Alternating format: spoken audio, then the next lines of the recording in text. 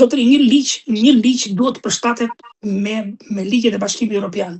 Dhe duhet të marrim më të mirën e Bashkimit Evropian. Zoti Bazaj, edhe Rama thotë që paketën e investimeve strategjike do anullohet ligji. Tani edhe gjë tjetër për 90 ditë thotë, pa efekt prapa veprues kjo e para, për 90 ditë thotë kemi mundësi ta diskutojmë atë të Zvernecit, duke lënë një shtek të hapur që edhe mund ndryshojnë një gjë aty.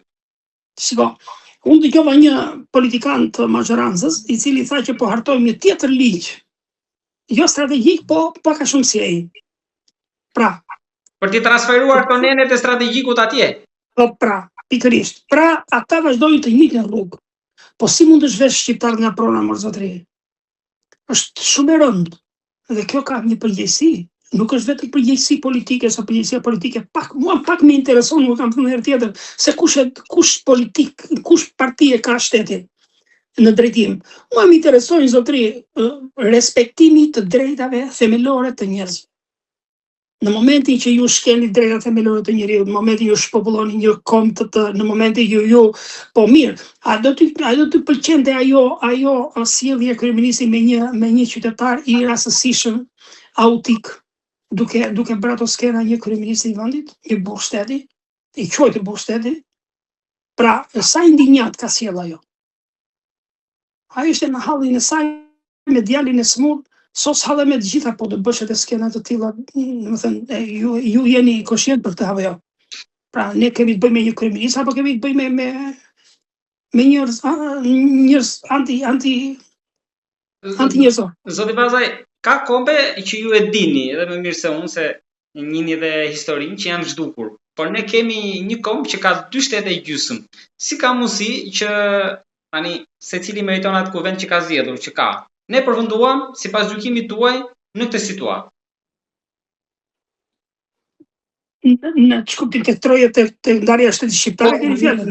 Në tërësi, sepse ankesa në Shqipëri, ankesa në Kosovë, situata si është Maqedoninë e dim, pra në tërësi. Duhet keni e qartë, shkoni, duhet keni gjë parasysh. Unë kam thënë edhe herë tjetër, përçarja e shqiptarëve ka ardhur sepse të paktën nga historia ose po të lexoni disa libra të këtyre patriotëve që kanë qenë apo Aristid Kolës e tjerë, përçarja e shqiptarëve me grekët, sepse realisht me grekët ne kemi qenë një popull, pellazgjik, dhe dihet botërisht kjo.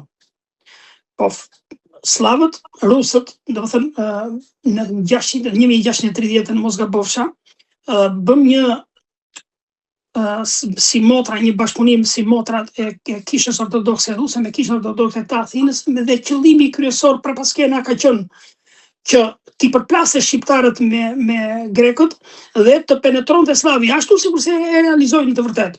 Dhe çfarë ndodhi tani? Ata të gjithë personat të cilët po t'i vëshveshin, të gjithë personat të cilët kanë drejtuar shtetin shqiptar, shumë të rrallë kanë qenë patriot, edhe ata që kanë qenë patriot janë vrarë. Pra, dhe u kriju një përplasje, unë thash nuk jam historian, kriju një përplasje shqiptaro-greke dhe slavi penetroi, dhe realisht në 41 penetroi shumë, dhe ashtu sikur se ata drejtonin shtetin shqiptar, doni ta bënin dhe pjesë të Republikës Federatës Jugoslave, Republikën e Shqipërisë, e tjerë, fal atyre burrave që kanë qenë këtu patriot shqiptar, që e mbajnë me forcë, sepse gati edhe Shqipëria u fut, do ishte pjesë e Federatës Jugoslave. Pra padrejtisht. Pra gjithmonë ka qenë, sepse ne jemi udhëhequr nga tradhtarët dhe kjo është një fatkeqësi kombëtare. Se gjithmonë elitën kombëtare ne e kemi përçunduar, shiko çfarë ndodh tani. Ngrihet kryeministri sot pas 80 e sa vjetësh dhe thot domethënë janë ballistët e tjerë, pra duke etiketuar ato familje fisnike që po ti vëzhvesh po sot, zotëri. Pse janë dinjitoze të gjitha, janë gjithë familje patriote, ata që deri dje ishin armiq në fonzat popullit. Ata sot sakrifikojnë më shumë nga gjithë të tjerët. Ku janë këta pasardhësit e komunistëve që pretendon kryeministri që pas kanë bërë për kombin? Çfarë kanë bërë për kombin? Çfarë kanë bërë? Të më thot po ka bërë më shumë se sa kanë bërë unë, që jam pinjolli atyre familjeve. Të më dha, çfarë ka bërë? Çfarë ka bërë?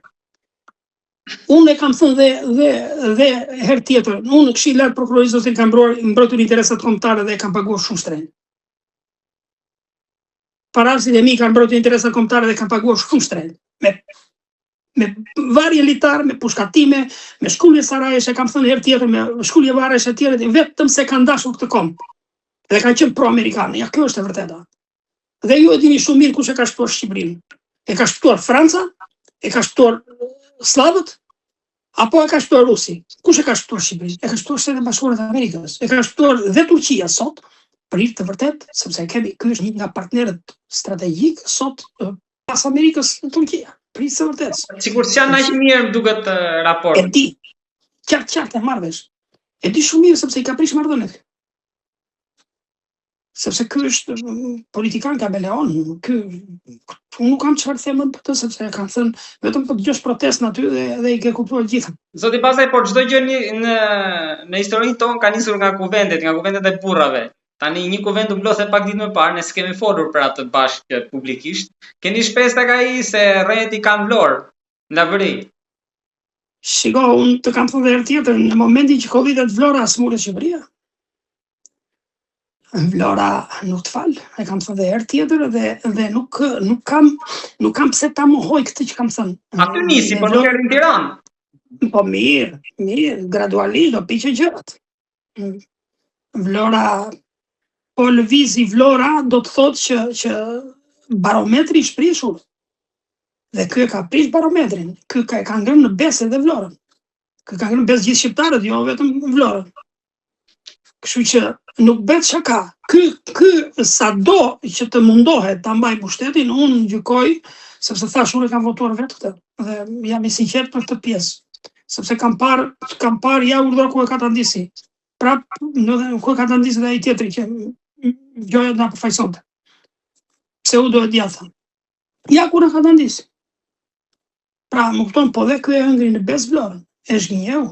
Dhe shkënjimi i Vlorës zotëri është shkocë që të ngelet në Gryk Vlora, nuk është Vlora, e kanë thënë edhe zvëndës ministri i jashtëm grek në Sarand në vitin 97. Interesou dhe pyet. Ne Shqipërinë e pyeti dikush, ne Shqipërinë tha e marrim për 5 orë, tha, po kemi problem shumë të madh Lavëri, sidomos Vlorë. Se është një kocë që ngelet në Gryk.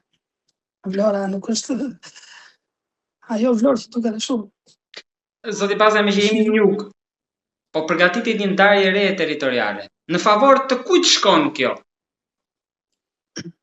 Shko, unë kam dëgjuar thjesht nga media, jo se kam parë realisht projektin që kanë këta, por mua nuk më ka pëlqyer kurrë kjo ndarje territoriale, edhe kam bërë edhe një status shumë shpejt për Konispolin, sepse si mundet të eliminosh Konispolin ti ku është sot ajo qendër e vogël që ka ngelur sot nga ajo çamëri e madhe. Pra si mund të eliminosh Bashkinë e Konispolit sot është shkrim, si mund të eliminosh Delvinën sot? Delvina është tradit, Delvina është histori, Delvina ka qenë prefektur, Delvina ka nxjerr personalitete. Si mund ta eliminosh sot Delvinën dhe Konispolin? Pra kjo duket një politikë antikombëtare fare e qartë. Në fund të ditës zotëri, ata grekët, ata në zot për veten e tyre. Ata nuk janë të vegjël të shikojnë. Ata shikojnë, janë shumë afatgjatë, shumë larg pamës për shtetin e tyre. Kanë vizion për vendin ata, nuk janë si puna jonë. Ata nuk e shikojnë si që shikojnë politikanët tanë, thotë të bëhet çorp Shqipëria, thotë të fitoj unë, pa le të bëhet Shqipëria, sepse asnjë gjë fare këta. Po pse? Sepse po të hysh geneve të këtyre që na kanë drejtuar neve, çfarë geni kanë patur? Familjar të ardhur. Çfarë? Pa meri hyri pak geneve historik të secilave liderëve të Shqipërisë. Ore, Lisi do vej, Rigoni, si thot, Fisi do vej në Fis, Rigoni nuk bet Lisën, fal lapsus. Pra, o zotëri, po si